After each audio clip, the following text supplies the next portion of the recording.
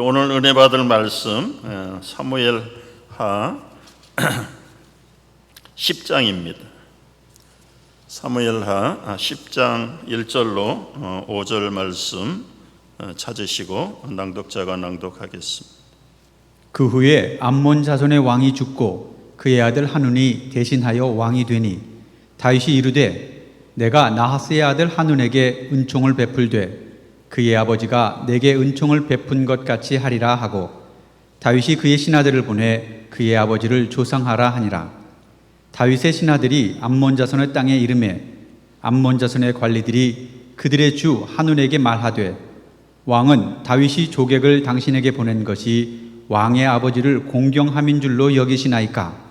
다윗이 그의 신하들을 당신에게 보내 이 성을 엿보고 탐지하여 함락시키고자 함이 아니니까 하니, 이에 한운이 다윗의 신하들을 잡아 그들의 수염 절반을 깎고 그들의 의복의 중동볼기까지 자르고 돌려보내매 사람들이 이 일을 다윗에게 알리니라.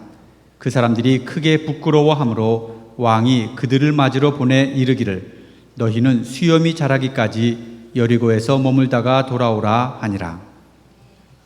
같은 이슬을 먹고 사는 젖소는 우유를 만들어냅니다. 그러나 같은 이슬을 먹은 뱀은 독사를 만들어냅니다. 독을 만들어냅니다. 왜 이런 차이가 일어날까요? 제가 즐겨 쓰는 표현대로라면 제품의 특징이 달라서 그렇습니다. 젖소는 젖소고 뱀은 뱀입니다.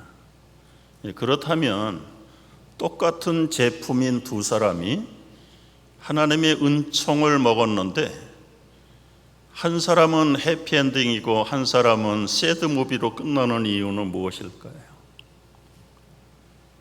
다른 은총이 아닙니다. 다른 이슬이 아닙니다. 같은 이슬, 같은 은총을 하나님으로부터 받았습니다. 그럼에도 불구하고 한 사람 무비보셋은 그 인생 라이프 스토리가 해피엔딩으로 끝났고요. 오늘 10장에서 소개하는 암몬의 왕 한운은 똑같은 하나님의 은총을 거절하고 모독함으로 새드무비로 끝나는 것을 보여주고 있습니다. 9장과 10장은 두 사람의 스토리가 각각 달라 보입니다. 지난 시간 묵상했던 대로 9장은 무비보셋의 스토리입니다. 10장은 오늘 암몬 족속의 왕인 한운이라고 하는 사람의 스토리입니다. 표현되어 있는 겉모습을 보면 두 사람의 스토리지만 우리의 성경을 바라보는 초점을 하나님의 은총이라는 단어로 집약을 하면 똑같은 얘기입니다. 우리가 잊어버리고 보지 못했던 단어들이 오늘 여기 똑같이 솟아나 있습니다. 여러분 9장 1절을 보십시오. 9장 1절에 보면 요나단으로 말미암아 그 사람에게 은총을 베풀리라. 3절에도 남은 사람이 없느냐? 그 사람에게 하나님의 은총을 베풀리라. 7절에도 그렇습니다. 요나단으로 말미암아 내게 은총을 베풀리라. 이 은총이 10장에 가서도 똑같은 은총으로 나타납니다. 2절 말씀 보십시오. 다윗이 이르되 내가 나하스의 아들 한운에게 은총을 베풀되 그의 아버지가 내게 은총을 베푼 것 같이 나도 그 아들에게 은총을 베풀겠다라고 말합니다. 그래서 이 9장과 10장의 공통적인 주제, 아니 어쩌면 창세기부터 요한계시록까지 하나처럼 굳세게 흘러가는 하나님의 강조점의 주제가 있다면 그건 하나님의 은혜입니다. 은혜. 그 은혜를 받는 개인, 가정, 나라들, 족속들에 대한 해피 스토리와 새드 그 스토리의 내용이 달라질 뿐입니다.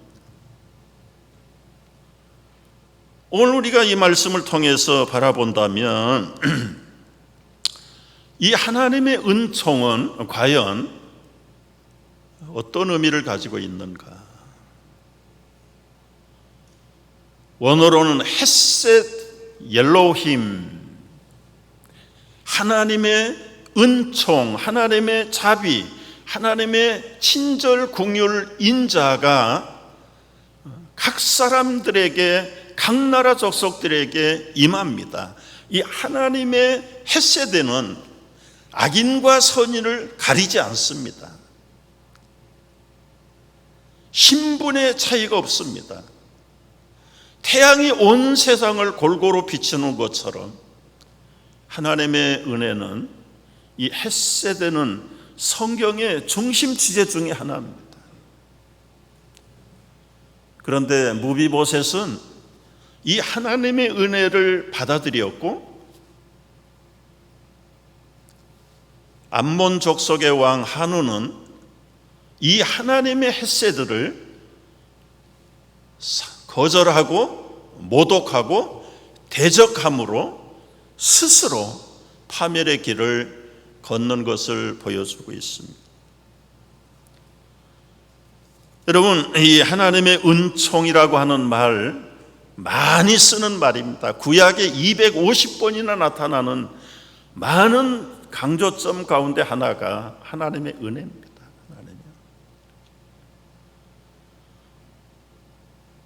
무비보셋은 어떻게 이 하나님의 은혜를 받아들였는가? 두려워 떨며 죽은 개 같은 나에게 이 은총을 베푸심은 어쩌심 일입니까? 그러나 한운에게 베풀었던 하나님의 은총은 의심하고 모독하고 궁극적으로는 대적하는 것으로 나갑니다. 우리가 오늘 집중적으로 생각해 보려고 하는 것은 이 하나님의 은혜가 거절을 당할 때 하나님의 은혜가 우리 앞에서 어떻게 처리되어야 할 것인가? 여러분, 이 하나님의 은혜는 말씀드린 대로 신분의 고하가 없어요. 민족의 차별이 없어요. 나의 형편과 상황 따지지 않고 어느 곳이든지 신선한 공기가 들어가는 것처럼 하나님의 은총은 이루지 못하는 것이 없고 미치지 못하는 것이 없고 모든 사람에게 골고루 퍼져나가시는 것이 하나님의 은혜입니다. 그럼에도 불구하고 어떤 사람은 무비보셋의 후손이 되고 어떤 사람은 스스로 파멸하는 암몬의 족속으로 서는 것. 오늘 10장의 내용을 잠깐 소개하면 성경은 밝히지 않지만 다윗이 아마 광야 학교 고난 수업을 당할 때 얼마나 힘들었습니까? 그때는 오히려 자국을 떠나서 사울 왕의 통치를 벗어나서 원수였던 블레셋 사람들 땅에도 피신을 했어요. 모압 땅에도 갔습니다. 아마 암몬 땅에도 간 것 같아요.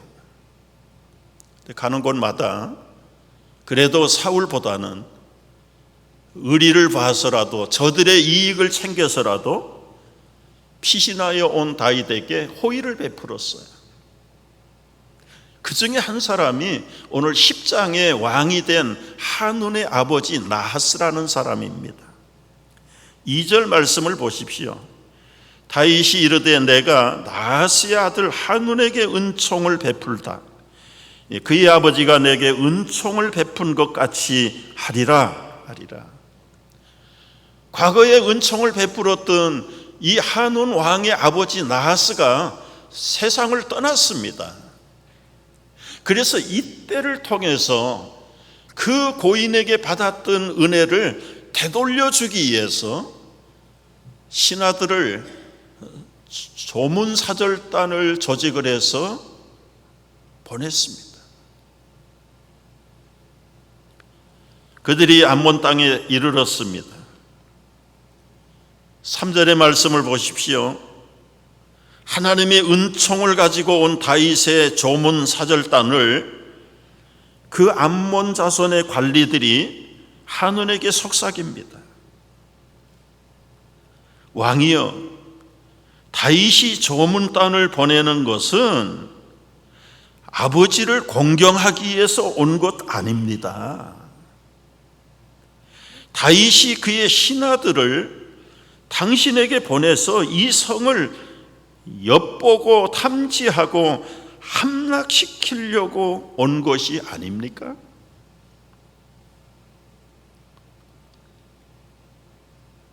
은총을 거절하게 만들어요. 의심하게 만들었습니다. 말 한마디가 아담과 하와를 타락하게 만들었어요. 정말 하나님이 만지지도 말라고 하시더냐? 언제 하나님이 만지지 말라고 그랬습니까? 먹지 말라고 그랬죠. 한마디를 섞여가지고 분별을 흐리게 하고 잠들었던 의심을 불러일으켜서 안경의 렌즈 칼라를 바꿔버리는 겁니다. 그러고 보니까 그것도 맞는 것 같아. 요즘 다윗이 왕이 된 후에 그 주변의 모든 국가들을 다 정복하지 않았는가? 남은 건 우리밖에 없지 않나? 그러니 이게 틀림없이 아마 이 관리들 어드바이스대로 조문사절단을 위장한 정탐꾼들이 틀림없다. 아니라고 생각했는데 속삭이는 미혹의 말 한마디를 듣고 하눈이라고 하는 암몬의 왕은 생각이 바뀌어버렸어요. 그리고는 그 조문하러 온 사절단들을 수염을 반을 깎아버렸습니다. 옛날에는 속옷이 없어요. 겉옷이 속옷인데 이 바지를 아랫도리가 드러나도록 다 잘라버렸습니다. 이건 조문 사절단에 대한 모독이 아니라 그 사절단을 보낸 다윗 왕에 대한 정면 도전이나 다름없습니다. 여러분, 이 시대에 이 남자들에게 수염이라고 하는 것은 그 사람의 권위와 신분을 나타내고, 노예들은 수염을 못 길렀어요. 수염이 있는 사람은 자유하다는 자유인의 표시예요. 그래서 이 수염을 깎이는 것보다는 차라리 자신이 생명을 끊는 편이 낫다고 생각할 때였습니다. 씻을 수 없는 모욕을 다윗 왕에게 정면으로 도전한 것이죠. 하나님의 은총을 가지고 왔는데 돌아오는 반응은 세상에 누구 앞에 설 수 있겠습니까? 자신 앞에서도 살아갈 용기를 꺾여버리는, 여러분, 이 세상은 이렇습니다. 하나님의 은총을 가지고 온 자들에 대해서 세상은 의심하고 끝에는 모독하고 종국에 가서는 대적하고 도전합니다.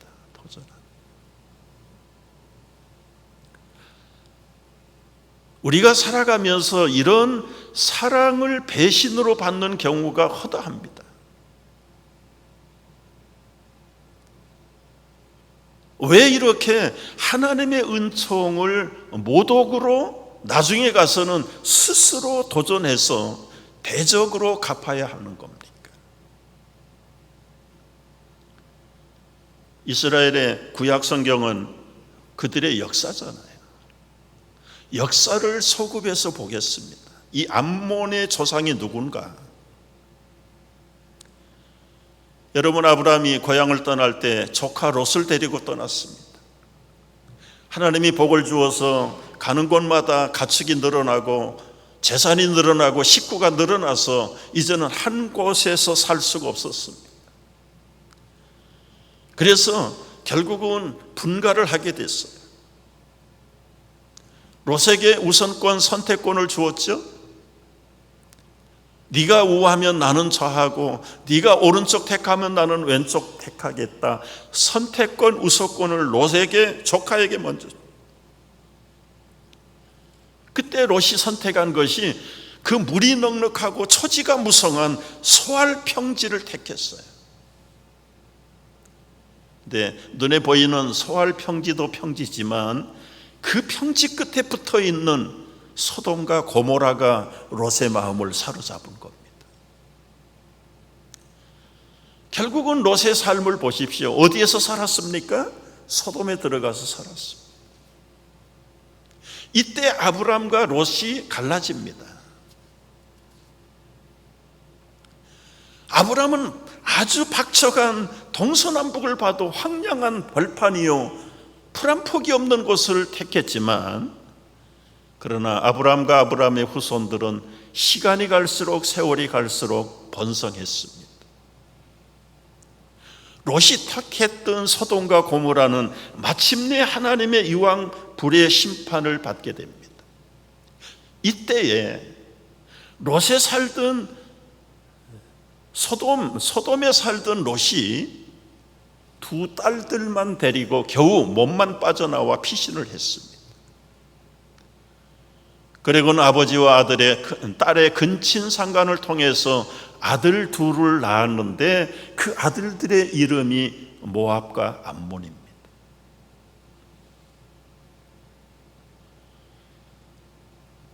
갈대아 우리에서 떠날 때 출발은 함께 떠났습니다. 하나님의 비전과 하나님의 약속의 언약을 붙잡고 떠났던 사람들인데 중간에 롯은 곁길로 나간 겁니다. 그들의 후손 가운데 모압과 암몬의 자손이 태어났고 시족을 만들고 시족이 부족이 돼서 나라가 된 겁니다. 아브라함의 후손들은 애굽에 가서 430년 동안 결과적으로는 노예 생활하고 그 영광의 탈출을 출애굽을 하게 됩니다. 하나님이 지시할 비전의 젖과 꿀이 흐르는 땅을 향해서 출발했습니다. 광야에 들어섰습니다. 이 길을 통과하면 빨리 갈 수 있을 것 같습니다. 그래서 그 족장들에게 부탁을 했습니다. 우리가 당신들 재산은 절대로 건드리는 일이 없을 테니까 이 땅만 통과할 수 있도록 허락해 주십시오. 거절했습니다. 거절한 그 족속들이 모압과 암몬의 족속들입니다. 후손들은 잘못이 없는데 조상들 속에 올라가 보니까 갈라졌다는 것, 갈라진 것이 나쁜 것, 갈라진 것 아닌데 그 저들의 조상 롯이 풍요로운 땅을 우선권을 가지고 선택했는데 스스로 소외감을 갖는 겁니다.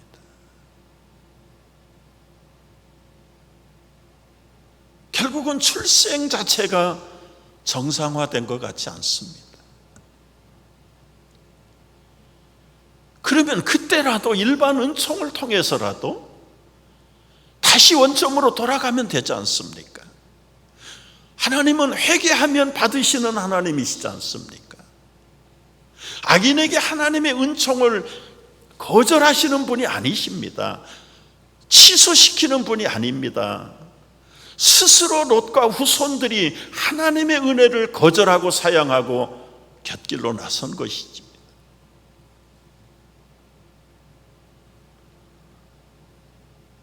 계속해서 세월이 지나면서 모압은 이스라엘 백성들을 괴롭힙니다. 길도 통과하지 못하게 할 뿐만 아니라 그 250만이 나가는 그 말미에 떨어진 나고병들을 갖다가 쳐부시기도 합니다. 정면으로는 실력이 없으니까 그때는 붙을 자신이 없었고요. 그리고 이 모압은 발락이라고 하는 이 이방의 술사, 점술사를 불러다가 이스라엘을 저주해달라고 돈을 줍니다. 그 민족이 커져나가고 번성하는 것을 배 아파서 못 보겠다는 겁니다. 하나님의 간섭으로 이 이방 술사 발락의 입을 막아버리고 저주하지 못하게 했습니다. 그들은 자기들의 창녀들을 동원해가지고 유다의 남성들을 죄다 범죄하게 만듭니다. 하나님이 대노를 하셔서 2만 4천 명을 죽였는데 모압을 죽인 게 아니라 이스라엘에 범죄한 남자들 2만 4천 명을 하루에 죽여버립니다. 모압이나 암몬이 볼 때 얼마나 박수칠 일입니까? 야, 손 안 대고 코 풀었네. 세월이 갈수록 이 두 민족 속에는 골이 깊어갑니다.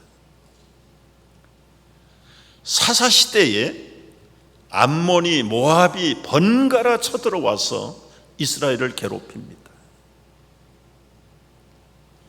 그때마다 왼손잡이 예후시라고 하는 사사를 내보내서 모압의 왕 에글론을 쳐부시고 80년의 평화를 회복합니다. 암몬이 쳐들어옵니다. 입다라는 사사를 내보내서 암몬을 물리칩니다.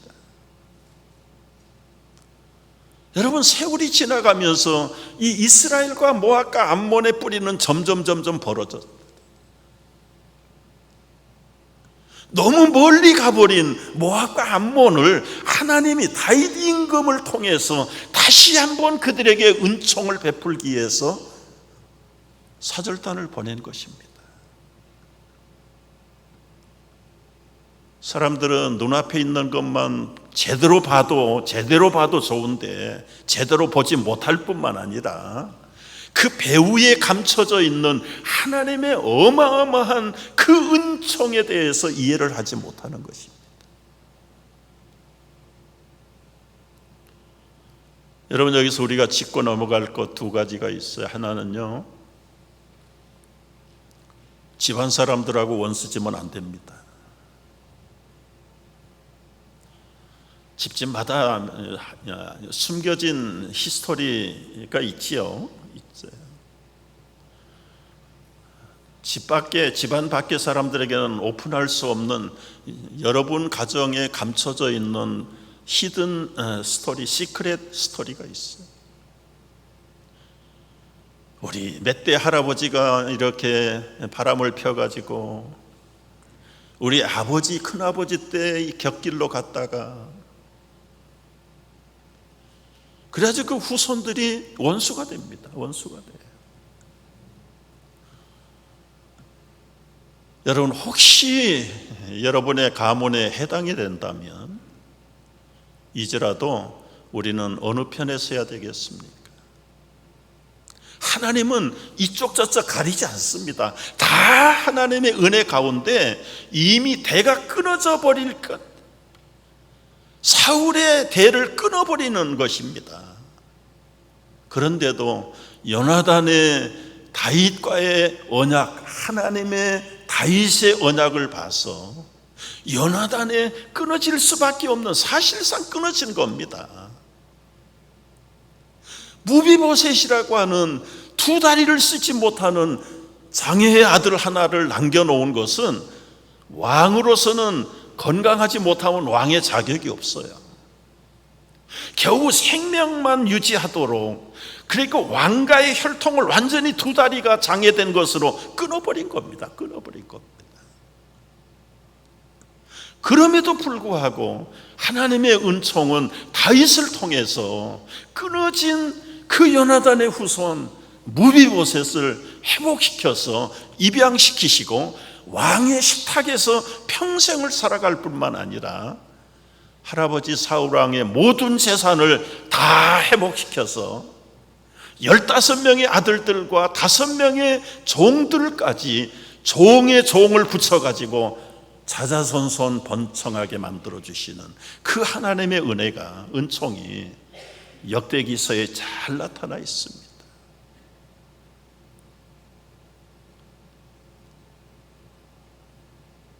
지금 아브람과 롯의 가정이 한 가정입니다. 그의 후손들도 하나님의 은총 안에서 하나가 될 수 있습니다.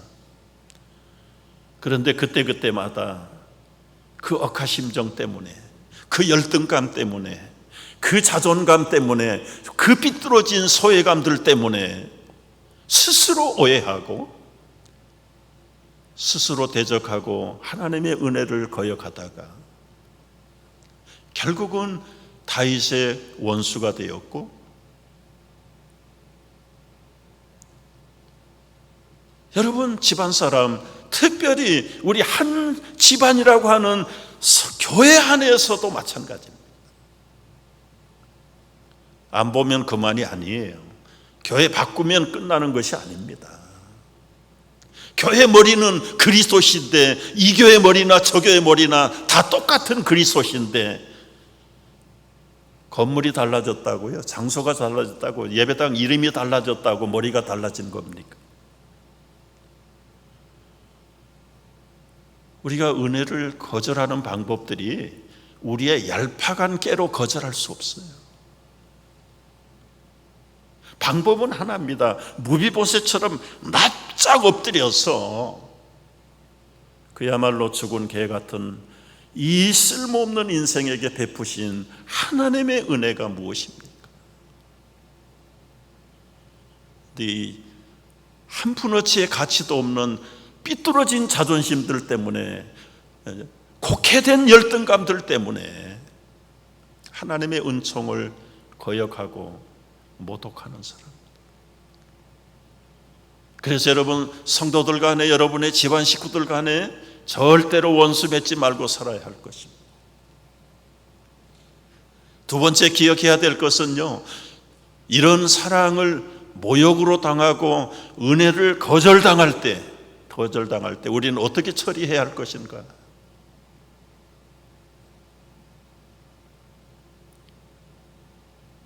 여러분, 사회라고 하는 세상살이를 살아가는 동안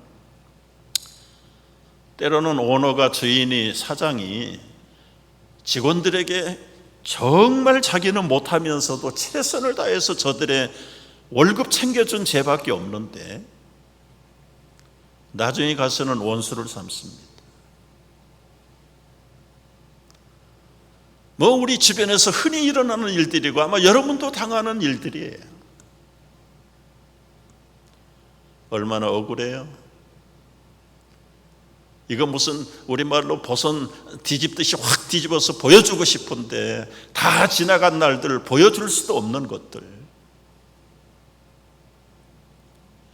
나는 힘들고 못 먹고 어려운데도 불구하고 그렇게 알뜰살뜰히 살폈건만 돌아오는 것이 거절입니다.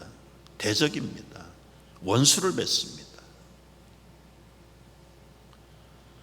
여러분, 처리 못하면 노이로제 걸립니다. 그야말로 건강 잃어버리고 제명에 못 사는 경우도 있습니다. 다윗은 어떻게 처리했습니까? 모욕을 당했어요. 사절단 모욕이 결국은 다윗이 모욕당한 겁니다. 그야말로 총을 쏴야 됩니까? 칼을 꺼내가지고 대적해야 됩니까? 내 예수님은 칼을 쓰는 자는 칼로 망한다. 칼 쓰지 못하게 했습니다. 당신이 하나님의 아들로 이 땅에 와서 결국은 잔치상을 벌려놓고 초청했지만 다 거절합니다. 또 보냅니다. 또 초청합니다. 나중에는 초청하러 간 사람들을 잡아서 죽여버립니다. 나중에는 주인이 보낸 아들을, 예수 그리스도를 십자가에까지 못 박아버립니다. 하나님의 엄청난 은혜를 가지고 왔는데 그 은혜를 가지고 온 다윗의 후손인 예수 그리스도를 십자가에 못 박아버립니다.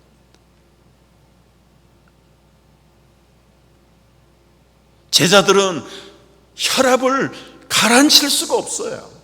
성질 급한 베드로 칼을 꺼내 휘둘렀지만 결국은 목적도 이루지 못하고 예수님에게 한마디 꾸중만 듣게 됩니다. 예수님은 끝까지 그들과 대적하지 않았습니다. 오히려 그들을 용서해달라고 기도하시면서 모든 걸 그대로 다 당하셨습니다.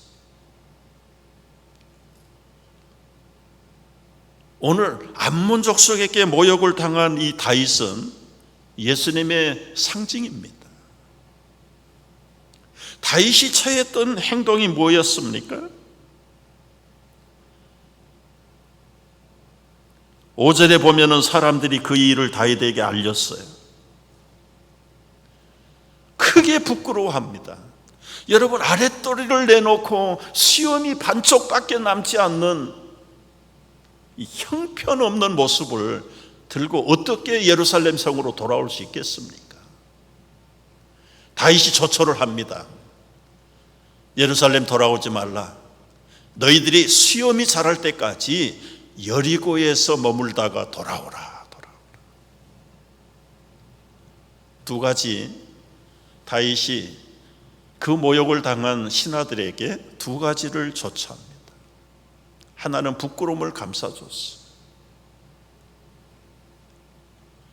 수염이 자랄 때까지, 여러분의 상한 자존심이 회복될 때까지, 수치심이 커버될 때까지.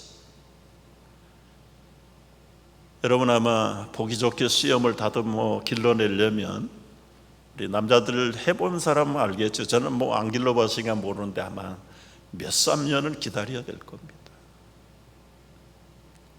모욕과 수치를 당한 사람에게 하나님은 무한한 세월을 허락해 줍니다. 바지야 새로 만들어 입으면 될 것인데, 여러분 머리카락 수염이 하루에 0.01mm씩 자란다고 하는데 이게 적어도 5cm, 10cm 자라려면 몇 3년이 걸리는 거예요. 이게 하나님의 은총입니다. 또 하나, 여리고에 머물라고 하는 이유가 있습니다. 여리고는 암몬에서 가까운 국경 지역의 도시입니다. 거기에 당신들이 모욕을 한 그 조문단을 여리고성 턱 밑에 머물게 한 다윗의 의도는 무엇이었을까요? 즉시 공격하지 않았어요. 대항하지 않았습니다.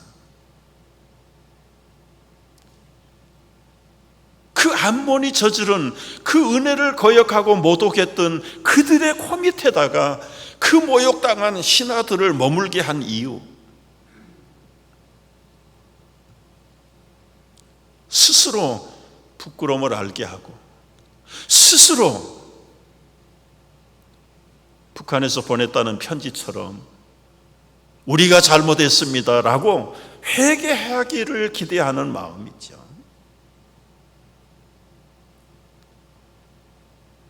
여러분, 하나님은 즉석에서 심판하지 않았어요. 악인들을 즉석에서 파멸로 처리하지 않습니다. 끝까지 기다리세요. 끝까지. 예수님의 전신으로 온 다윗은 그 여리고에서 끝까지 기다립니다. 6절을 보십시오. 6절. 암몬 자손들이 자기들이 다윗에게 미움이 된 줄 알고 암몬 자손들이 사람을 보내, 여기 아람 사람과 소바 사람의 보병 2만 명과 마가가 왕과 그의 사람 1,000명과 돕사람 12,000명을 고용했다.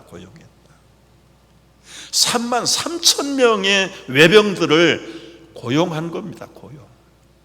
고용했다는 건 거저 불러낸 것이 아니라 다 돈을 주고 3만 3천 명의 병사들을 보강했다는 겁니다.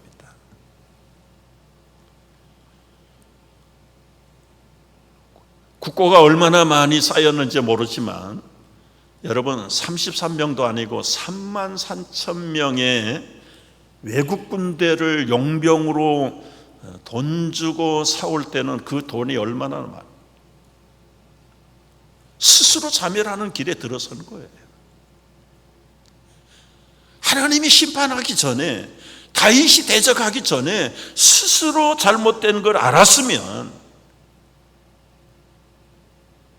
편지를 보내든 사절단을 보내든 화친을 용서를 구해야 되는데 그 정상적인 루트를 끊어버리고 자기들이 스스로 망하는 길을 택하는 겁니다. 이 소식을 듣고 다윗이 요압과 용사의 온 무리를 보냅니다.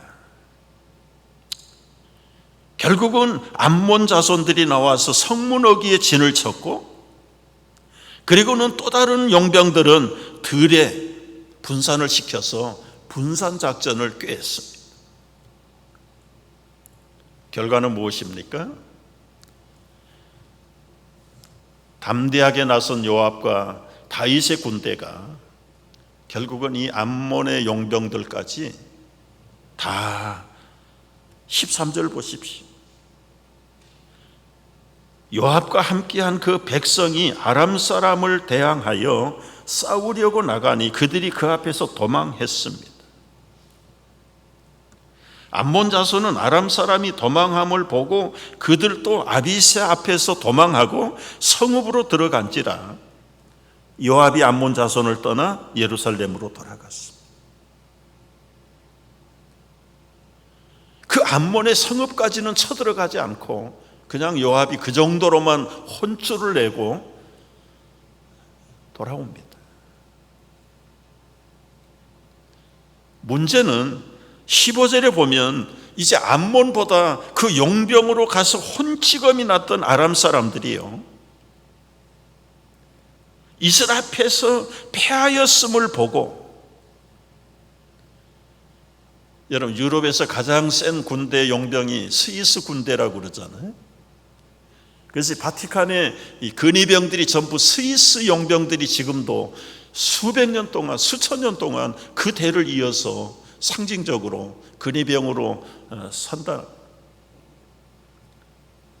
무적의 용병들이, 아람 사람들이 무적의 용병들이었는데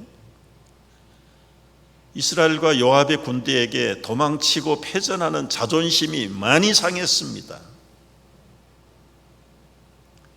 이제는 아람 사람들이 그 주변의 강대국들을 불러서 연합군을 조직했어요. 결국은 다윗도 이 전쟁에 참전을 하게 됩니다. 17절 18절 말씀 보십시오. 어떤 사람이 다윗에게 알렸는데 그가 온 이스라엘을 모으고 요단을 건너 헬람에 이르매 아람 사람들이 다윗을 향하여 진을 치고 더불어 싸우더니 18절 다 같이 아람 사람이 이스라엘 앞에서 도망한지라 다윗이 아람 병거 700대와 마병 4만 명을 죽이고 또 군사령관 소박을 치매 거기서 죽으니라.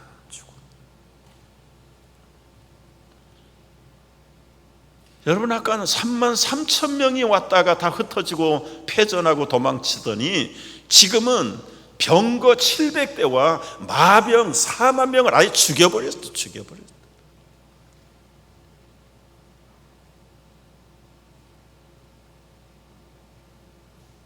암몬은 아직까지도 놔뒀어요. 오히려 암몬이 고용했던 그 아람의 군대들과 연합군들을 하나님이 다윗을 통해서 쳐부셨습니다. 19절 보십시오.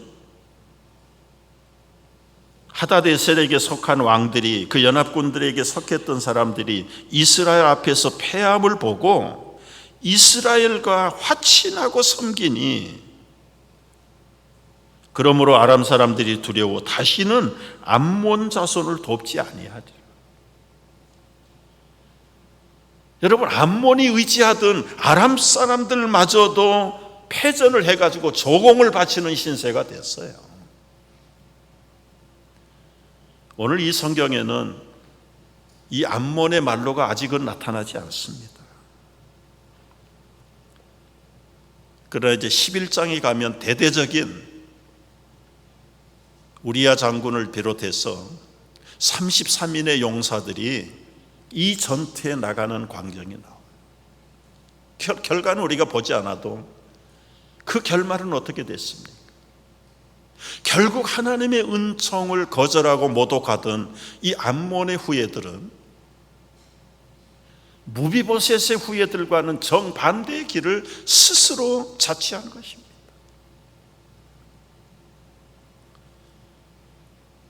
여러분, 여기서 결론을 말씀드리고 싶어요. 은혜를 베풀었는데 모욕을 당하고 거절을 당하고 억울함을 당할 때 저는 그런 성도들에게 들려드리는 말씀이 시편 37편입니다. 시편 37편을 보십시오.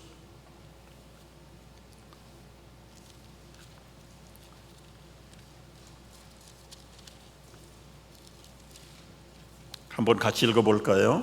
1절부터입니다. 악을 행하는 자들 때문에 불평하지 말며 불의를 행하는 자들에게 시기하지 말지어다. 그들은 풀과 같이 속히 배임을 당할 것이며 푸른 채소같이 쇠잔할 것이며 여호와를 의리하고 선을 행하라. 땅에 머무는 동안 그의 성실을 먹을거리로 삼을지어다. 또 여호와를 기뻐하라. 그가 내 마음의 소원을 내게 이루어 주시리로다. 내 길을 여호와께 맡기라. 그를 의지하면 그가 이루시고 내 의를 빛같이 나타내시며 내 공의를 정오의 빛같이 하시리라. 하루 중에 가장 해가 밝을 때가 정오입니다. 사람들이 오해하고 손가락질하고 때로는 업신여기고 짓밟고 무시하고 모욕을 당하고 얼마나 죽을 지경이에요. 언론이 떠듭니다. 인터넷이 실어날릅니다. 약한 사람들은 스스로 인생을 포기합니다. 그런데 그렇게 하지 말라. 하나님께 맡기고 잠잠히 참아 기다리고 오히려 그들을 위해서 선을 베풀고 기도하라. 참 불가능한 오더를 우리에게 하나님은 하시는데 할 수 없는 일을 우리에게 하라고 하시는 것 같아요. 그런데 이것이 결국은 원수 갚는 길이다. 때가 되면 너희의 그 억울함을 정오의 햇빛처럼 확실하게 들어보내주겠다. 다윗의 후손으로 오셨던 예수님, 마지막까지 입 한 번 열지 않았습니다. 그러나 예수님 3일 만에 그 모욕과 죽임과 멸망 가운데 부활하셨습니다. 온 하늘의 권세와 땅의 권세를 한 몸에 지시고 새 생명으로 부활하심으로 이제는 아무도 예수 그리스도를 대적할 수 없는 불굴의 만왕의 왕이 되신 것. 이게 오늘 우리에게 은혜로 거절당하고 모욕을 당한 사람들에게 주시는 주님의 가르침. 조금 더 결론을 나에게 좁혀서 적용을 해보십시다. 하나님의 은혜가 우리를 부릅니다. 하나님의 음성이 들립니다. 은총을 베풀겠다고 우리에게 다가옵니다. 온유한 주님의 음성이 내 귀에 속삭일 때 거절하지 않기를 바랍니다. 피하지 않기를 바랍니다. 우리가 피해도 주님의 은혜는 피하지 않습니다.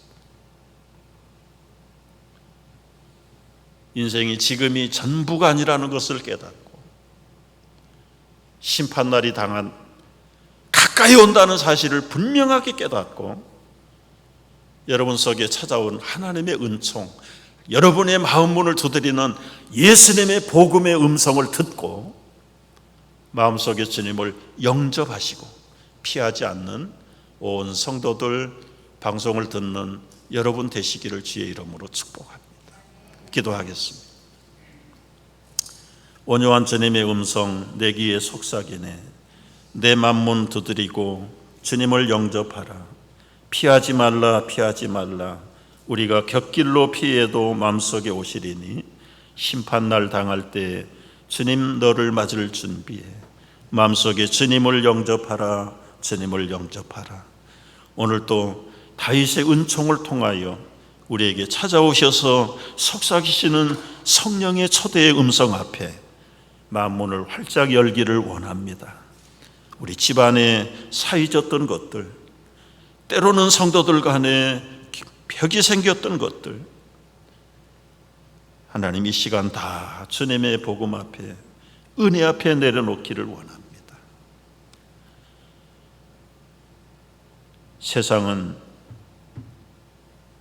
어두움으로 빛을 덮으려고 하나 그 빛은 결국은 어두움을 밝혀낼 것을 우리 예수님의 삶을 통해 보여주셨습니다. 어느 곳에 서든지 어둠에 거하지 않게 하시고 빛에 속하는 다윗의 후손들로, 예수님의 자녀들로 우뚝우뚝 서게 하여 주시옵소서. 예수님의 이름으로 기도하옵나이다. 아멘.